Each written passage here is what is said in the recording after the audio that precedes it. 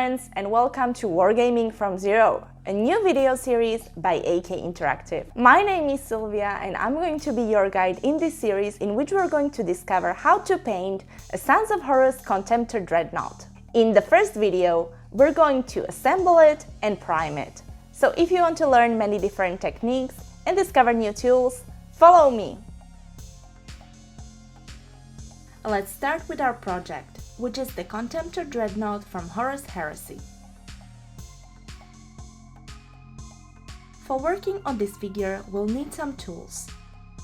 First of all, we should have a plier cutting tool, a cutter to remove any burr or excess plastic, some putty, and of course the extra thin cement to glue the different parts and pieces together.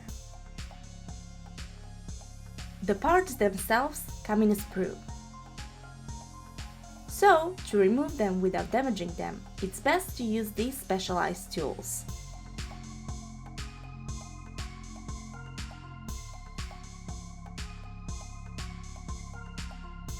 When we have managed to remove the parts, we'll use these sanding sticks to achieve the perfect results before moving on to the next step. As you can see, there is a whole set of different sanding sticks, so that you can choose the one that best suits your needs in each particular moment. Let's use this piece as an example.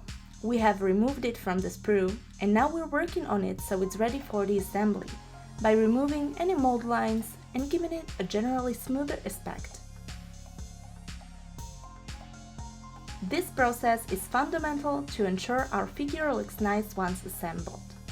And the combination of the different sanding sticks or sanding papers as well as the cutting tool itself will help us achieve that perfect spotless finish.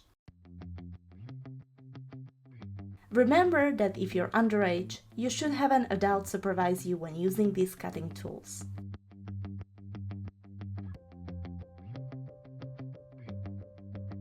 So, going back to perfecting our parts once we've removed them from the sprue, the sanding sticks and the cutter will be our biggest allies when working with more or less straight or flat pieces. But remember that if we're dealing with rounder pieces or ones that are uneven or irregular, sanding pads will work much better, as they can adapt perfectly to the shape of the piece.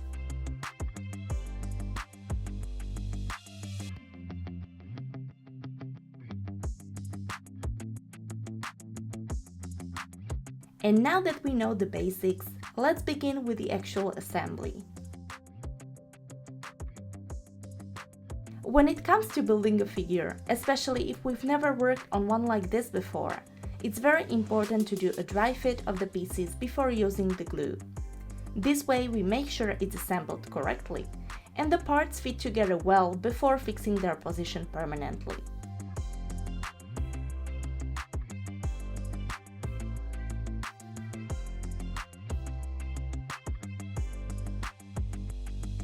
The use of the auxiliary tools, such as these reverse action tweezers, will help us keep a firm grip on the objects while we work on them.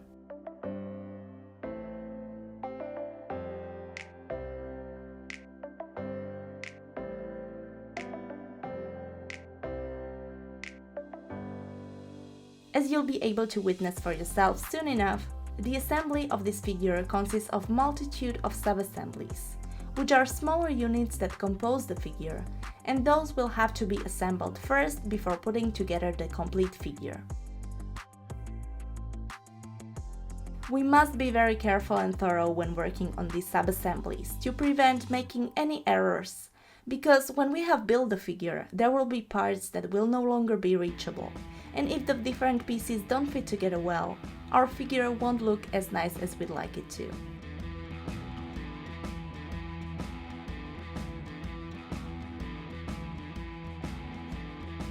As we progress with the assembly, we'll notice that there are some twin sub-assemblies. There will be various similar or same units that we'll have to assemble repeatedly, so the good thing is that once we have finished the first one, we'll know what to pay attention to and what complications could occur during the assembly process, which will make it easier and faster to finish the following assemblies of these smaller units. And after we follow the instructions, we'll have the subassembly of the inferior parts of the legs ready.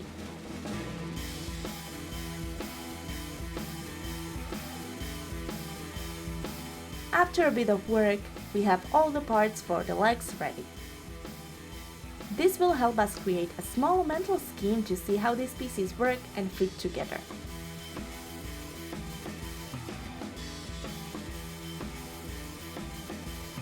Here you can see a live diagram of how the different parts fit together and how we'll build them onto this base that comes provided by the brand.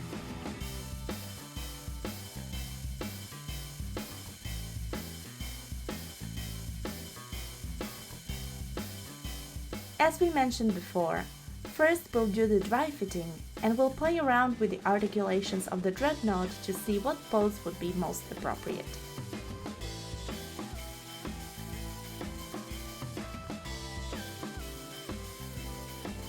And even though the glue dries fast, before it dries completely, it will give us some freedom to move the parts around so that we can find the most desirable position.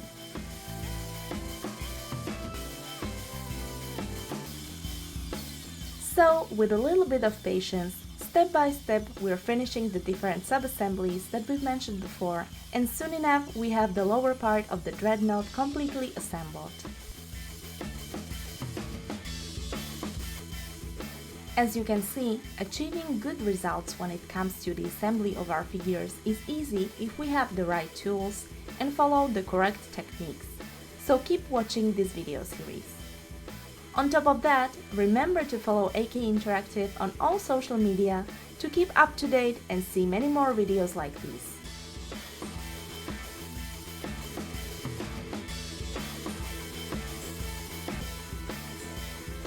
Now we'll glue the legs of the dreadnought to the base, using white glue. This kind of adhesive provides a temporary union of the legs with the base, and in the future we'll be able to separate them to continue working on the base and decorate it in a way that will better correspond with the figure. So while we give this union time to dry, we'll continue working on our dreadnought. And the next step is assembling the torso. As we mentioned before, it's important to do the dry fitting of the pieces to see how they fit together and avoid any errors during the assembly process. With this kind of test, we check if we need to do more sanding or remove any small burr that could get in the way later on. You can be certain that errors and mistakes are much easier to solve when there is no glue involved.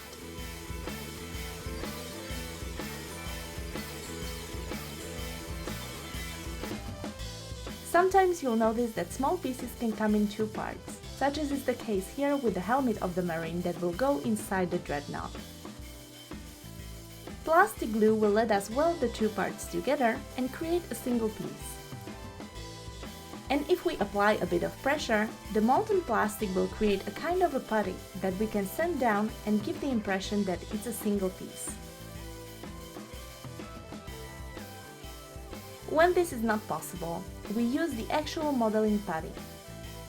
This type of putty can be diluted with water, so it's very workable. And we can apply the putty with a paintbrush.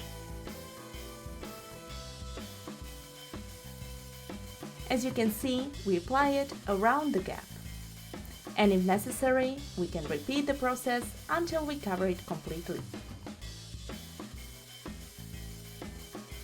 Although this process may appear a bit dirty, it will help us achieve perfect finish on our models. We can always even it out with some water. Afterwards, we smooth out the surface with the sanding sticks. We start with the tris stick and then we move on to the fine stick.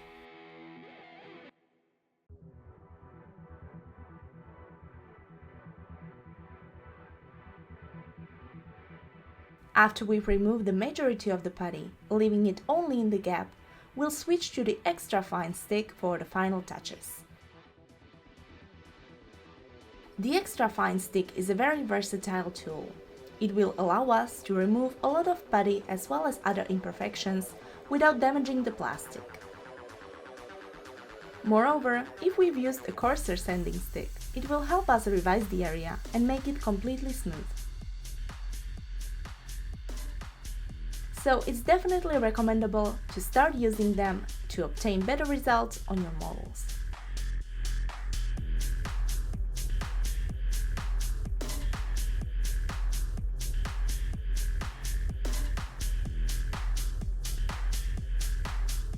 Sometimes after sanding and removing the smaller bits left from the sprue, there can be some plastic dust left in the area, which we can brush off using a paintbrush.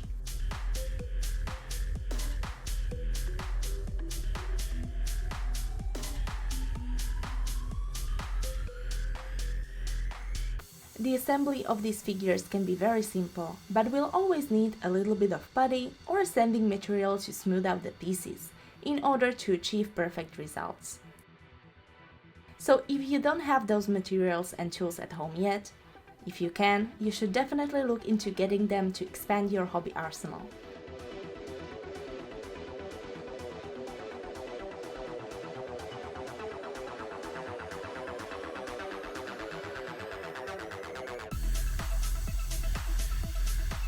There will be times when after cutting and sanding down a piece, a small gap is left behind. This is what happened to us in the upper part of the dreadnought. If you pay attention, you can notice a small crack in the superior part. In reality, this won't be an issue, as after gluing the part and fitting it in the correct position, we will repeat the process and use putty to cover gaps like this one. Just like you can see now, when using the putty, we always place it on a piece of a cardboard or an old card, and then use a small spatula to apply it around the crack or gap. The use of these precision tools will help us apply the putty in a precise way and in a very exact spot of the model, which will save us a lot of time we would have otherwise spent sanding it down later. So keep in mind the usefulness of these tools.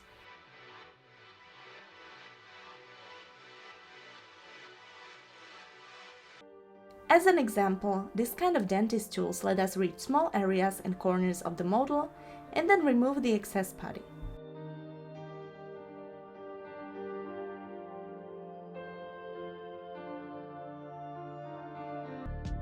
We hope you're enjoying this content, and even if you're more of a more traditional modeler, we're certain you can learn helpful tricks and perhaps find a tool you weren't aware of. So don't forget to keep an eye on the AK Interactive social media to be up to date with the latest news and new videos.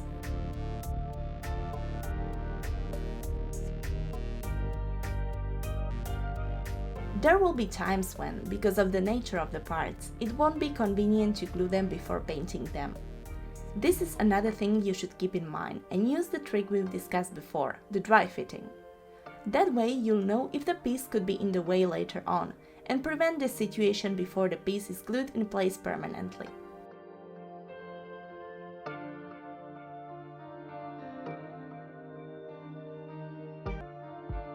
You can see that the torso is now finished and we're reaching the final phases of the assembly process.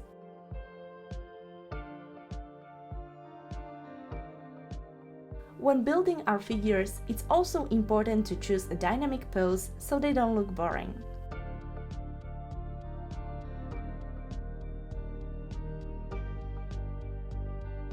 And more than anything, remember that it's okay if your first figure doesn't look exactly like you wanted it to. The next one will surely be much better. Even those of us who do those things daily make errors, so enjoy the process and you'll notice the improvement from one figure to the next. When we have finished assembling our figure, it will be the time to prime it. For this, AK Interactive has a broad range of primers. And for priming a figure, you can choose between a spray, a paintbrush or an airbrush, like we did here. Take a look at the different primers that AK Interactive offers and choose the one that will adapt best to your needs. And remember to look for our Modeling from Zero video in which we discuss the different paints and primers if you need more guidance. The primer we're using here is the 3rd generation black primer and we'll dilute it with the 3rd generation acrylic thinner. Remember that the thinner you should use will depend on the primer you choose. Now we only need to stir it a little once inside a cup and it will be ready for use. The trick to priming a figure with an airbrush and obtaining perfectly smooth results will be to apply small coats, let them dry a little bit and see if the result is optimal.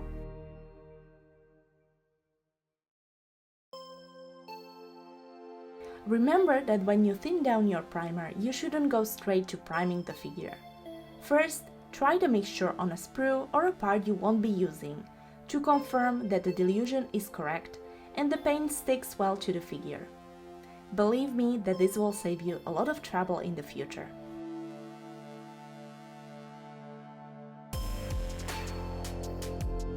And speaking of priming, we won't be doing the typical priming, but instead zenithal priming.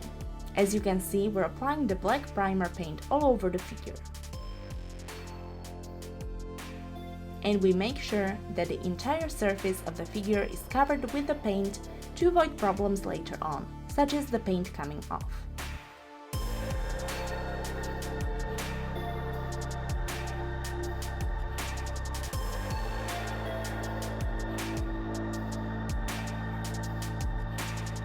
If we want to better understand how the light will work on our figure once we start with the actual painting, we can use a light gray color or directly a white color and apply it in a 45-degree angle with our airbrush, highlighting the surface that would attract more light.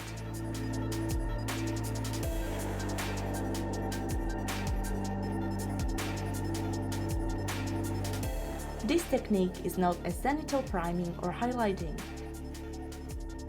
and it will help you better understand where you should focus the lights and shadows on your models.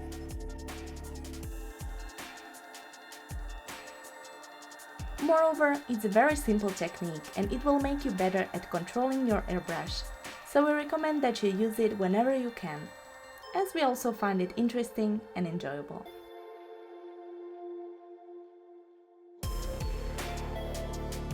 In addition, it can be combined perfectly with other techniques, but that is something that we'll see in the next video. We hope that you like this one, and we'll see you soon!